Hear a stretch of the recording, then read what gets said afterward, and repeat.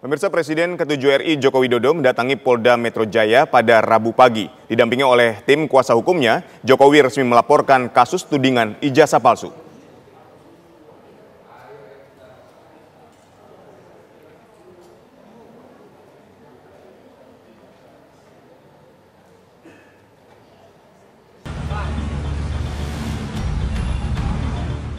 Presiden ke-7 RI Joko Widodo mendatangi Polda Metro Jaya pada Rabu pagi untuk melaporkan langsung kasus tudingan ijazah palsu. Jokowi didampingi tim kuasa hukumnya tiba sekitar pukul 9.50 waktu Indonesia Barat. Jokowi bersama tim kuasa hukum langsung masuk ke dalam gedung Sentra Pelayanan Kepolisian Terpadu SPKT Polda Metro Jaya. Tak selang beberapa lama, Jokowi tampak keluar dari gedung SPKT, namun tidak memberikan pernyataan ke awak media dan langsung menuju ke gedung Ditreskrimum. Saat keluar, Joko Widodo menjelaskan soal maksud laporannya dan mengaku dicecar 35 pertanyaan oleh penyidik Polda Metro Jaya. Ya, ini sebetulnya masalah ringan. Ya, urusan tuduhan ijazah palsu. Tetapi memang perlu dibawa ke ranah hukum agar semuanya jelas dan gamblang. Ya, dulu kan masih menjabat. Saya pikir sudah selesai. Ternyata masih berlarut-larut, sehingga ya dibawa ke ranah hukum akan lebih baik, sehingga sekali lagi nanti menjadi jelas dan gamblang. Tapi ini tadi Pak Jokowi merasa ini politis nggak, Pak? Tudingan soal ijazah palsu ini kan sudah lama. Merasa ini politis nggak, Pak? Nggak tahu. Ya, udah. Ini belum melaporkan, Pak, nggak kuasa hukumnya aja, kenapa harus sampai Pak Jokowi ikut melapor, Pak? Delik aduan. Iya, delik aduan kan. Syarat memang harus saya sendiri datang. Ya, ditanya banyak. Tanya berapa pertanyaan tadi? 35. Kuasa hukum Jokowi Yakub Hasibuan menyebut sedikitnya ada 5 orang yang dilaporkan terkait tudingan ijazah palsu. Jadi pasal yang kita duga dilakukan itu ada 310, 311 KUHP, ada juga beberapa pasal di Undang-Undang ITE, antara lain 27A, dan juga pasal 32 dan pasal 35 Undang-Undang ITE. Itu semua sudah disampaikan. Jadi terlapornya itu semua nanti dalam lidik. Tapi tentunya dalam semua rangkaian peristiwa, itu kita sudah sampaikan kepada para penyidik, semua barang-barang bukti-bukti yang sudah kita sampaikan, peristiwa-peristiwanya 24 objek. Ada 24 video ya, sekitar 24 objek yang kita sudah Pak Jokowi sudah laporkan juga, yaitu juga diduga dilakukan oleh beberapa pihak. Ya mungkin inisialnya kalau boleh saya sampaikan ada RS, kemudian ES, ada juga T, inisial T, ada inisial K juga. Jokowi dan tim kuasa hukum kini menyerahkan proses hukum pada penyidik Polda Metro Jaya untuk mengusut kasus tudingan ijazah palsu. Dari Jakarta, tim TV One mengabarkan. Pemirsa, siapa saja yang dilaporkan terkait tudingan ijazah palsu Presiden ke-7 RI Joko Widodo? Bersama kami sudah bergabung kuasa hukum Jokowi Yakub Hasibuan. Selamat sore, Bang Yakub. Sore, Mas Aditya. Baik, Bang Yakub, ini siapa saja 5 orang yang dilaporkan oleh Pak Jokowi terkait dengan ijazah palsu ini? Jadi bisa saya sampaikan kembali bahwa untuk terlapornya ini masih dalam lidik. Namun dalam rangkaian peristiwa yang diadukan oleh Pak Jokowi kepada para penyidik, tentunya peristiwa-peristiwa tersebut juga diduga dilakukan oleh beberapa pihak yang mungkin dari inisialnya juga sudah disampaikan sebelumnya, ada dari inisial RS, ada 2 inisial RS, ada inisial ES, inisial K, dan inisial juga T. Mungkin itu yang bisa saya sampaikan mengenai pihak terlapor maupun dugaan-dugaan tindak pidana yang dilakukan lah. Baik, apakah laporannya ini sama atau berbeda dari ke-5 orang ini? Tentunya sifatnya Pak Jokowi melaporkan peristiwanya, Mas Aditya. Apa saja yang beliau alami sendiri tentunya, dan apa yang menurut beliau telah mencemarkan nama baik beliau. Nanti kami serahkan semuanya kepada para penyidik agar dalam proses penyelidikan hingga penyidikan hingga kalaupun nanti penuntutan hingga persidangan itu nanti agar dinilai, dan terakhir tentunya akan dinilai oleh majelis hakim atau persidangan kira-kira siapa yang bertanggung jawab atas peristiwa tersebut. Jadi dari sisi Pak Jokowi kami hanya melaporkan peristiwanya. Ya, tadi kan juga Anda sempat menyatakan bahwa pasal yang diajukan adalah pasal 310, 311, kemudian ada Undang-Undang ITE. Mungkin boleh didetailkan, Mas, pasal ini berhubungan dengan apa saja supaya publik ini tahu? Ya, tentunya pasal-pasal tersebut itu berhubungan dengan tindakan pencemaran nama baik dan juga fitnah, dan juga dengan adanya Undang-Undang ITE itu adalah jika tindakan tersebut dilakukan melalui media elektronik. Jadi itu semua sangat berkaitan dengan adanya ada dugaan tindakan seseorang yang tindakan tersebut telah mencemarkan nama baik Pak Jokowi. Baik, tadi juga dikatakan ada 24 objek ya yang diajukan, itu apa saja, Mas?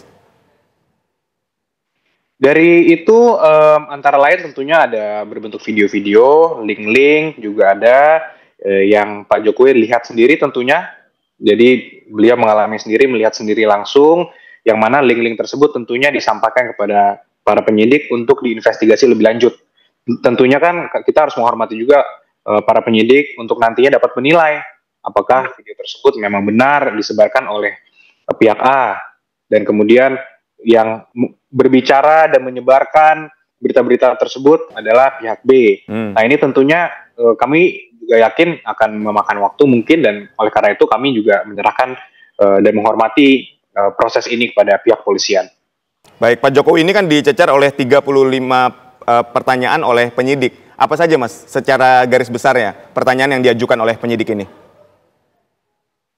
Ya tentunya banyak sekali mengenai sejarah Pak Jokowi, karena ini semua kebetulan Pak Jokowi juga membawa seluruh ijazahnya diperlihatkan langsung kepada para penyidik, ijazah SD, SMP, SMA hingga kuliah juga, semua diperlihatkan, dan tentunya dari para penyidik pertanyaannya juga seputaran hal itu, lulus kapan dan sebagainya, kegiatan yang dulu seperti apa, kapan Pak Jokowi juga mengalami dugaan tindak pidana yang dilakukan juga, kemudian peristiwa-peristiwa tersebut detail seperti apa, jadi lebih ke arah situ, Mas. Baik, ini kan Pak Jokowi mengatakan bahwa sebetulnya masalah dugaan ijazah palsu ini adalah masalah yang kecil yang kemudian dihembuskan berkali-kali. Nah, sebetulnya apa output yang ingin dihasilkan dari pelaporan ini terhadap 5 orang yang kemudian dilaporkan ke polisi? Ya, outputnya sangat simpel, Mas Aditya. Sebenarnya outputnya kita ingin agar kebenaran terungkap. Karena selama ini Pak Jokowi diam, dengan pertimbangan yang Pak Jokowi sudah sampaikan tadi.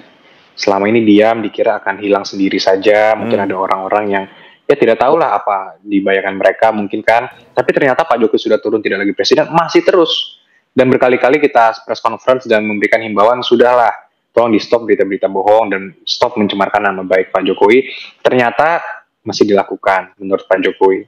Oleh karena itu, tindakan ini harus diambil, dan tentu sangat berat juga untuk Pak Jokowi sebenarnya.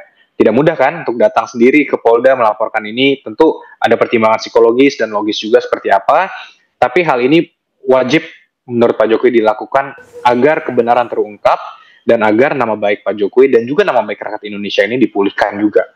Karena banyak sekali rakyat di luar ini yang marah juga sebenarnya, Mas. Yeah. Kenapa sih presiden saya yang sudah 10 tahun menjabat masih aja dipermasalahkan ijazahnya? Kan kalau memang framing seperti itu kita biarkan, dan jejak digital kan nggak akan hilang, Mas.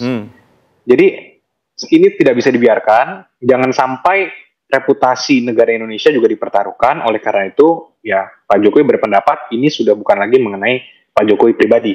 Ini mengenai kebenaran dan mengenai rakyat Indonesia. Oleh karena itu beliau sendiri datang untuk melaporkan peristiwa ini agar semuanya terang benderang dan kebenaran dapat terungkap. Jadi tidak ada lagi tuduhan-tuduhan, asumsi-asumsi, framing-framing, itu nanti akan clear sendiri dengan adanya fakta-fakta yang ada nanti. Baik, framing, tuduhan, asumsi mengenai ijazah palsu ini kan ya kalau kita lihat di rekam jejak digital sudah bertebaran gitu ya. Nah, sebagai kuasa hukum apa yang dapat Anda yakinkan kepada publik bahwa ijazah dari Pak Jokowi ini memang betul-betul asli, Mas? Ya tentunya kalau saya sendiri, saya coba sampaikan, saya sudah melihat sendiri ijazahnya, didukung lagi oleh statement dari pihak yang berwenang yaitu UGM, dan sekarang kami sudah serahkan ke aparat penegak hukum untuk ditempuh jalur hukum. Sehingga nantinya keputusan apa pengadilan nanti, ya itu kita tunggu.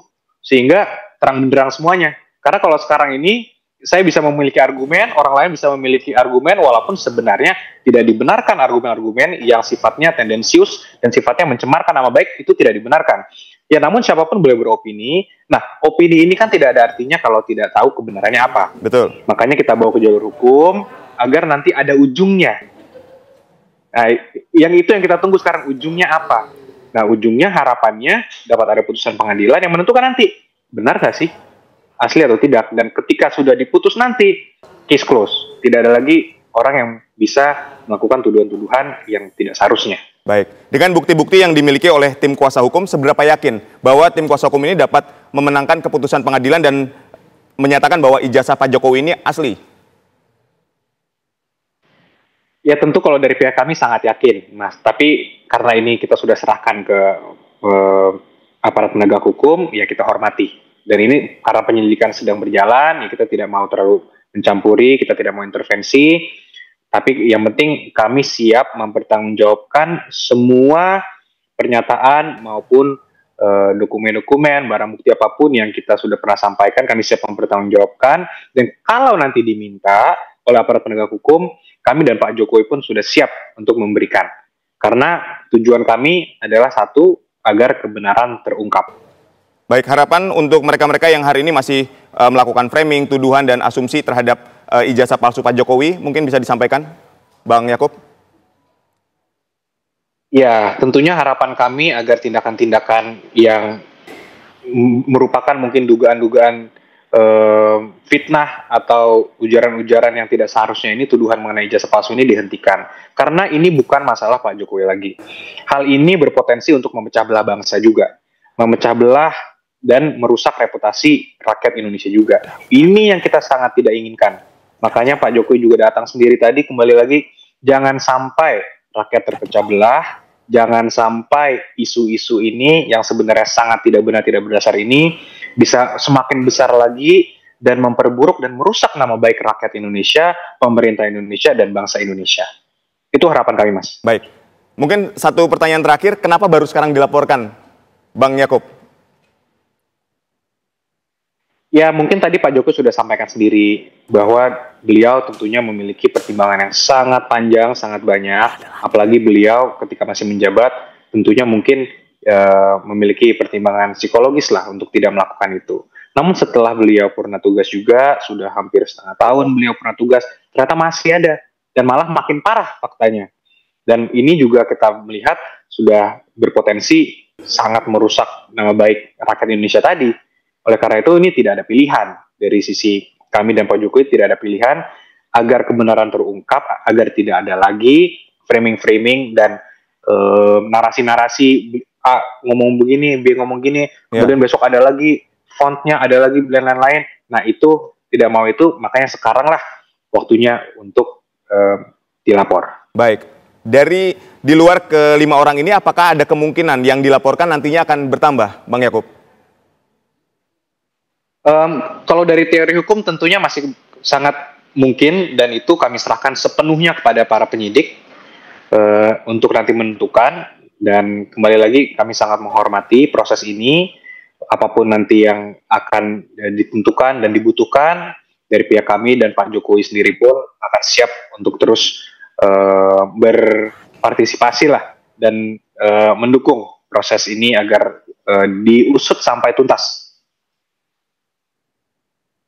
Baik, kemudian ada pesan yang disampaikan Pak Jokowi kepada Anda setelah melaporkan kelima orang ini, Mas?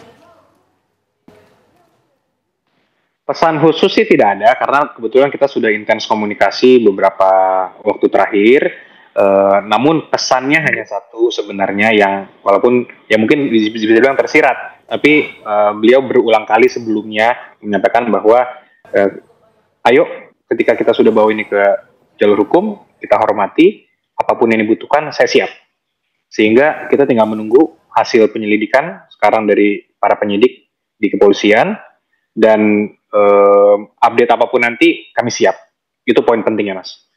Baik, tadi kan kita berbicara soal output dari pelaporan ini adalah untuk pembuktian bahwa ada keputusan pengadilan yang menyatakan bahwa ijazah dari Pak Jokowi ini asli, begitu. Apakah ini hanya sebatas itu saja yang ditarget oleh tim kuasa hukum, atau memang juga ingin menimbulkan efek jera bagi mereka-mereka yang tadi Anda katakan berasumsi, kemudian memframing dan mengeluarkan asumsi-asumsi terhadap ijazah dari Pak Jokowi?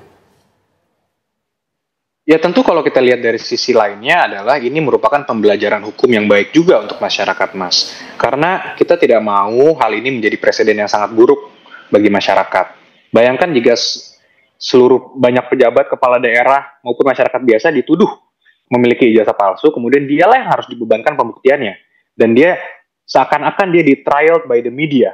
Dia semua media-media di framing seakan-akan itu benar. Dan itu kan sangat berbahaya. Jadi kembali lagi, asasnya kan siapa yang mendalilkan, dia yang harus membuktikan. Jadi kita ingin balik ke situ lagi. Jangan sampai ini terbalik, opini-opini masyarakat diputarbalikkan sehingga ini bisa dijadikan modus nantinya. Baik. Kalau kita tidak suka sama orang A, ya udah kita tuduh aja ijazah palsu, suruh dia buktikan. Ya selama ini kan pasti nanti nama baiknya akan sedikit goyang, ya itu menjadikan modus. Nah itu yang kita ingin hindari. Jadi jangan sampai ini menjadi presiden yang buruk bagi masyarakat. Dan Pak Jokowi juga berpesan jangan sampai ini terjadi lagi untuk orang lain. Tidak menjadi presiden buruk, tidak terjadi lagi, dan tentunya ini juga dapat menjadi pelajaran untuk semua pihak gitu ya, Mas. Nah, terus ketika misalnya kita katakan apakah ada peluang mediasi yang juga nantinya dibuka dari kelima orang ini yang telah dilaporkan? Ya saya rasa hal itu mungkin pasti ada ya. Karena di seluruh tahapan manapun itu kan tentu ada. Kemudian di pidana pun kan restoratif justice pun itu juga mungkin sering sekali digaungkan sekarang. Ya namun kembali lagi ini masih tahap sangat awal. Kita juga tidak mau berpikir terlalu jauh. Poin dari kami kita sampaikan seluruh fakta yang ada. Pemaparan kami sudah lengkap dari pihak Pak Jokowi sehingga kami serahkan kepada aparat penegak hukum. Nanti outcome-nya seperti apa, di tengah perjalanan seperti apa, ya mungkin ya kita lihat bersama, Mas. Baik, ini kan ketika tadi berbicara soal dalil, salah satu yang Anda laporkan berinisial RS ini kan sudah siap juga dengan dalil-dalilnya dan sangat meyakinkan gitu, Mas. Tanggapan dari tim kuasa hukum seperti apa? Ya itu kan opini kan siapapun ya sah-sah saja untuk memberikan opini. Tapi kan tentunya kami juga memiliki data-data, kami memiliki dokumen-dokumen yang sangat jelas nantinya dapat membuktikan semua tuduhan-tuduhan itu adalah tidak benar. Dan nanti kan tentunya dari penyelidikan, penyidikan, penuntutan hingga persidangan nanti ada proses-proses yang akan dilalui. Dan disitulah nanti para penyidik juga akan melihat kira-kira hal apa yang perlu dilakukan. Nah harapan kami juga nanti hal-hal tersebut itu apapun yang nanti penyidik putuskan untuk dilakukan itu juga bisa memberikan suatu pencerahan juga sehingga semuanya jadi terang benderang. Jadi tidak ada lagi nanti yang bisa mengatakan bahwa ijazah palsu. Baik, ini kan tim dari kuasa hukum ini memiliki dokumen dan bukti-bukti yang sahih gitu ya, yang kuat. Nah, ini sebetulnya antara yang beredar, yang kemudian dijelaskan oleh misalnya terlapor RS kita katakan, ini apakah sama dengan ijazah asli yang memang dimiliki oleh Pak Jokowi? Atau misalnya kita ambil contoh dengan skripsi yang dimiliki oleh Pak Jokowi, apakah ini sama, Mas? Ya mungkin paling gampang ditanya ke pihak yang sana, Mas. Dari mana mendapatkan source itu? Karena itu pertanyaan yang paling penting sebenarnya, source-nya dari mana? Jika tidak ada yang bisa mengatakan saya dapat dari Pak Jokowi, sehingga ya tidak ada gunanya kita menganalisa segala macam dengan segala jenis teknologi yang beredar selama ini ya.